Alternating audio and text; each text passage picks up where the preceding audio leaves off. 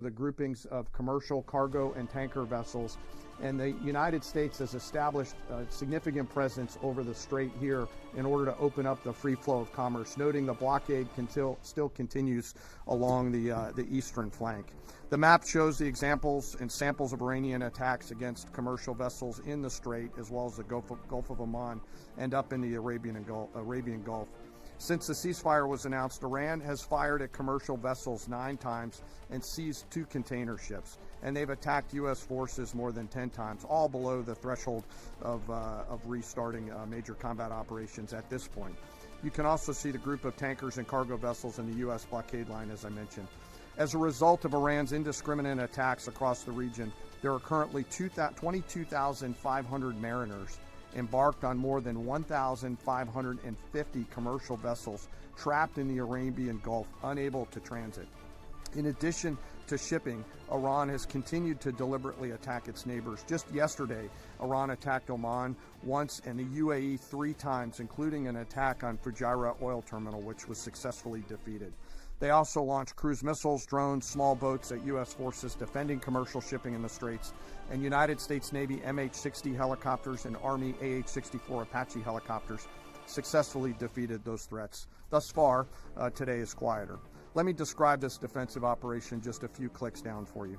As the Secretary said, Project Freedom is designed to protect commercial shipping and help restore the flow of commerce through the strait and sustain freedom of navigation. CENTCOM has established an enhanced security area on the southern side of the strait that is now protected by U.S. land, naval, and air assets to help defeat further Iranian aggression against commercial shipping. I'd like to share a little bit more about U.S. capabilities, but for operational security purposes, I'm not going to get into specific details out there. On the surface, guided missile destroyers and other warships are detecting and defeating Iranian threats. This includes fast boats and one-way attack drones. In the air, more than 100 fighters, attack aircraft, and other manned and unmanned aircraft synchronized by the 82nd Airborne Division are in the air 24 hours a day, providing defensive overwatch for the enhanced security area and its approaches that I discussed. These forces are comprised of over 15,000 American service members and have established localized air and sea control to protect against Iranian threats. Commercial vessels that transit through the area will see, hear, and frankly feel U.S. combat power around them on the sea, in the skies, and on the radio. And as of this morning, as was mentioned prior, 2 U.S. flag merchant vessels have transited, and we anticipate more to transit over the coming days. Further up the Gulf, U.S. Naval Forces Central Command continues to work to identify and mitigate any threats. Beyond Project Freedom, CENTCOM and the rest of the Joint Force remain ready to resume major combat operations against Iran if ordered to do so. No adversary should mistake our current restraint with a lack of resolve, and the President has said, as the Secretary has, that now is the time for those with equity stake in the strait to come assist. Before I turn it back to the Secretary, I want to take a moment to highlight part of our joint force today. And today I want to talk about the paratroopers of the United States Army 82nd Airborne Division. When the President or the Secretary need immediate, scalable, and lethal combat power in CENTCOM or elsewhere, the All-American Division answers the call. The 82nd is the core of our nation's immediate response force and ready to deploy within hours of notice. These paratroopers are capable of accomplishing any mission in any environment, constantly training, constantly ready to jump from Air Force aircraft into ground combat and seize key terrain if ordered to do so, just like their predecessors did in Sicily and Normandy in World War II, or to secure or enable the follow-on forces to flow into theater as they did in Grenada or Panama. They can do the range of missions from counterinsurgency to counterterrorism operations to power projection, as they have many times over the course of the history of this great division. They can do all these things because they're incredibly well trained, well equipped, and well led, but also because of the indomitable spirit of the All-American paratrooper. Every single one of them volunteered for this role, volunteered to go to airborne training, and volunteered to serve. But this division is now more than just a formation that we use for forcible entries. For example, just today, they are out there coordinating, integrating, and synchronizing land, air, space, sea, and cyber forces using joint all-domain command and control. They use next-generation tactical networks that are AI-enabled to augment intelligence and operations, and they seamlessly synchronize all of these effects and are doing so in support of Project Freedom as we speak. The relentless focus on technical innovation allows the commanders out there in the field to see, sense, and understand the opportunities that are in front of them, along with the associated risks, and make smart decisions out on the objective. With incredible courage, tenacity, and grit, they are going all the way every day, and whenever the nation calls on them, they are there to answer the call. We are grateful for their service and their leadership. Lastly, before I close, as I often do, I want to remember some of our fallen. Today we remember Sergeant William Rivers, Specialist Brianna Moffett, and Specialist Kennedy Sanders of the 718th Engineering Company, U.S. Army Reserves, out of Fort Benning, Georgia. They were tragically killed on January 28, 2024, when attacked by an Iranian-backed proxy force at Tower 22 in Jordan. We continue to carry on their memories. We remember their names. We remember their families. And the Secretary and I are deeply grateful for all of our deployed forces who are out there doing our nation's work. And sir, with that, I'll kick it back over to you. We'll take a few questions. Go ahead. Thank you. Alexandra Ingersoll, One American News. Mr. Secretary, do you assess what's left of this small boat fleet to be a significant threat or a nuisance to be managed? And then secondly, what is your message to critics who say that the U.S. doesn't have a strategy in this mission? Well, any threat needs to be taken seriously. And just like those 6 attack boats that the chairman mentioned were taken seriously and dealt with before there were any real threat to the American military vessels that they were approaching. And that is, small craft like that are all that Iran has left. Their ability to get close with a destroyer of the capabilities that we have is limited, but we're going to take it very seriously and kinetically, quickly. We're not going to allow a threat to gather. And I can tell you, even from just this morning, the strategy remains laser focused. In fact, what I think you see from Project Freedom is that we're not allowing ourselves to get distracted. This is a separate and distinct effort, temporary in nature, that we plan to hand over to the world. The world has expressed a desire to be a part of this. As is often the case, or maybe almost always the case, American leadership is required. So the president was willing to undertake this, send commercial ships through, send destroyers in, provide this red, white, and blue bubble of protection, and encourage the world to step up. Because ultimately, this waterway is, as I said, far more crucial to the rest of the world, and they need to have the ability to defend it. So I think this is a reflection of a laser-focused strategy, actually. Right here. Good morning, Mr. Secretary, Mr. Chairman. David Zia, Real America's Voice. I wanted to ask you of any of the fast boats that have been either sunk or identified, are there any armaments larger than, say, small, AK-47 type stuff, or any anti-ship cruise missiles identified? And my second question is, if there's a divide between the IRGC and Tehran, is there a way to get Tehran to agree to let us go after the IRGC that is doing these attacks without violating the ceasefire? Well, right now, anything coming at our crafts, regardless of what's on it, has to be defended against, and that's the case. I don't know what the exact armaments that were on those fast boats. Small arms, nothing significant on the fast boats. Rifles or small machine guns. There were some small coastal cruise missiles shot down as well. So there's some frothiness in the beginning aspects of this that were dealt with very directly by our destroyers, and we're communicating both overtly and quietly to the Iranians to allow this defensive operation to happen on behalf of the world. There are some actions the IRGC takes sometimes that are outside the bounds of what maybe Iranian negotiators would like. That's their job to bring that in and ultimately create a condition for a deal, right? That's not something I talked about in these remarks, but that's happening in real time. Iran has an ability to make that deal, but what we're demonstrating with Project Freedom is they don't control the strait. We know Iran is embarrassed by the fact that our blockade is holding, and we can run ships through, and we're going to help the world run ships through. And if they hold it at issue, the whole world knows who's doing it. It's not us. We're willing to open it up. It's Iran, and that creates a dilemma for them. We hope they make a deal. Yes? Sir, my first question is for General King, Mary Margaret with the Daily Wire. You said that the attacks by Iran so far are below the threshold of restarting major combat operations. What is that threshold? And then for Secretary Hegseth, are there still concerns about mines in the Strait? And can you kind of clarify these reports of kamikaze dolphins that we've heard about? I haven't heard the kamikaze dolphin thing. It's like sharks with laser beams, right?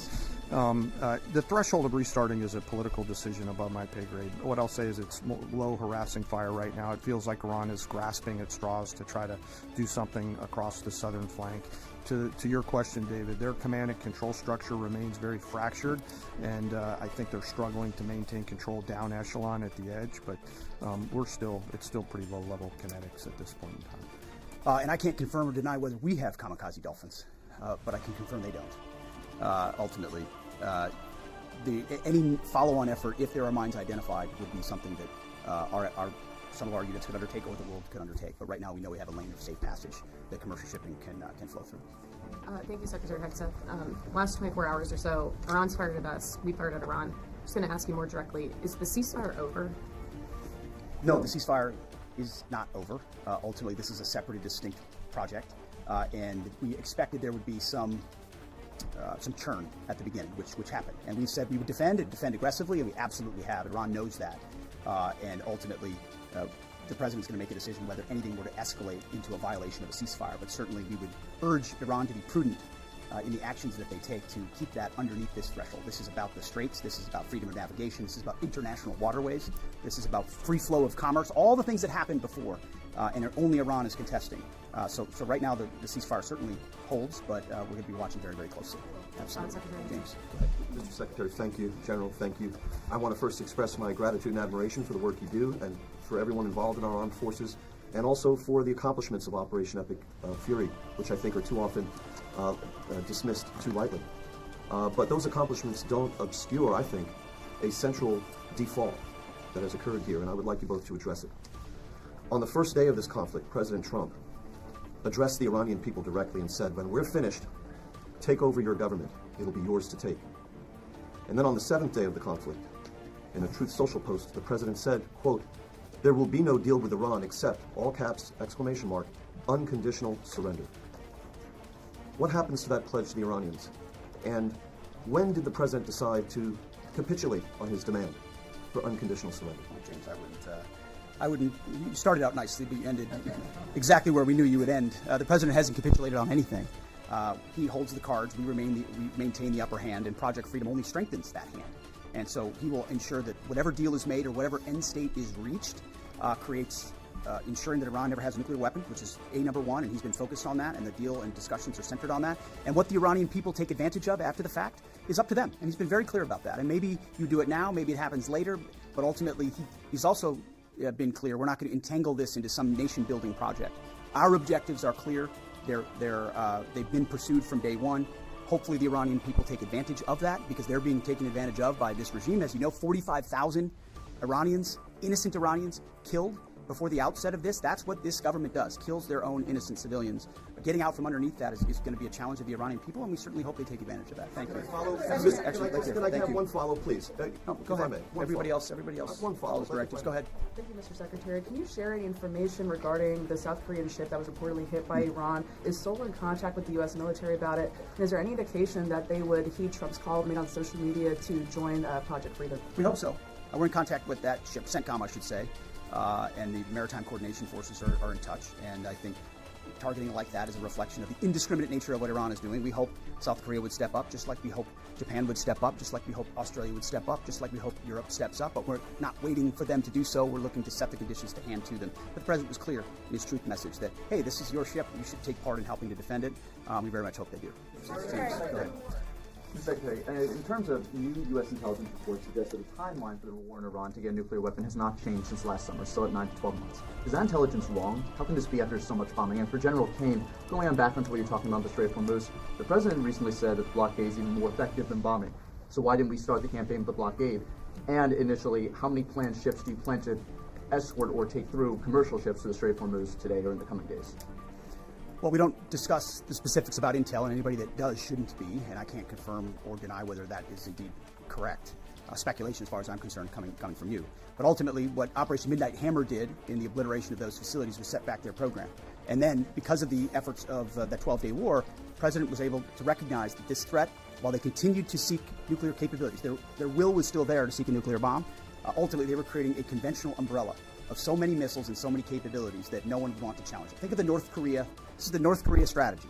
We have so many conventional capabilities, you won't do something about it, and underneath that, we're going to develop more nuclear capabilities. So the will was still there. President Trump had the courage to say, we have to dismantle and take on those conventional capabilities, while the nuclear facilities are watched 24/7 and overwatched, and we will ensure, one way or another, hopefully Iran chooses a deal, that they give up those ambitions, give up those capabilities, and we're able to confirm that every step of the way. So that has been, President Trump's been focused on it. He's set them back like no other president. He ripped up the terrible deal that would have given them a bomb. He took care of it in Midnight Hammer. We're watching it right now, and ultimately feel good about the fact that the end state will ensure that Iran never has a nuclear weapon. Sir, I'll let CENTCOM talk to the number of ships they're going to take through because they're the nearest ones to talking to the commercial shippers, and I don't want to get out in front of them. On the order and sequence around the military objectives, that's a decision the President and the Secretary go get us at, and at the time we were focused on the primary objectives that were in front of us. Thank you for the question. Ryan Morgan with the Epic Times. On Friday, President Trump notified Congress that the hostilities that began on February 28 had terminated. That came on the deadline of the 60-day war powers deadline. Will this administration be seeking congressional approval for any further military operations if the ceasefire breaks down? Our view is the one you described, that ultimately with the ceasefire, the clock stops. If it were to restart, that would be the president's decision. That option is always there, and Iran knows that, and that's why their choices in Project Freedom are important. The president retains the opportunity and the capabilities, more capabilities than we had at the start of this, to restart major combat operations if necessary. If Iran is not willing to follow through on its side of the bargain or make a deal, then the War Department is postured, locked, loaded, and ready to go. We hope it doesn't have to go in that direction, but Admiral Cooper and our forces are in a three-point stance and ready to go. Yeah, last question. Thank you. Liam Cosgrove with Zero Hedge. In recent weeks, both Israeli Prime Minister Benjamin Netanyahu and Israel's head of Mossad have stated their intent not to cease combat with the Iranians. Netanyahu put this on Twitter. Israel's head of Mossad said Israel's goals are not finished until the Iranian government collapses. And so they're referring to the government that President Trump has brokered a ceasefire with and is working on a lasting peace in the region with. And so that's something many Americans, especially American farmers, are hoping he does get to a lasting peace. And so if President Trump is successful in that and the Israelis are explicitly stating their intent to continue fighting at a later date, how can you ensure America doesn't get roped back into a war if that comes? And secondly, with Netanyahu comfortable tweeting something like that out, and also Netanyahu has continued bombing Lebanon despite President Trump explicitly I would say your telling question him is not to. based on the false premise that somehow President Trump is being pulled in by Prime Minister Netanyahu to any of these actions. And that's where you're going. Just to be clear, President Trump has led at every step of this based on his view of American interest in America first. And we're grateful that Israelis have been very capable partners at many steps of this. And they may have some objectives at times that are slightly different than ours. But there's only one hand on the wheel ultimately directing this, whether it's Project Freedom or previously Operation Epic Fury, and it's President Trump. So we're grateful for their input, their insights, the existential nature of the threat they face from an Iranian bomb, the capabilities that they can bring to that, but ultimately the coordination will happen with the leadership of President Trump. Thank you very much. I appreciate it. Thank you.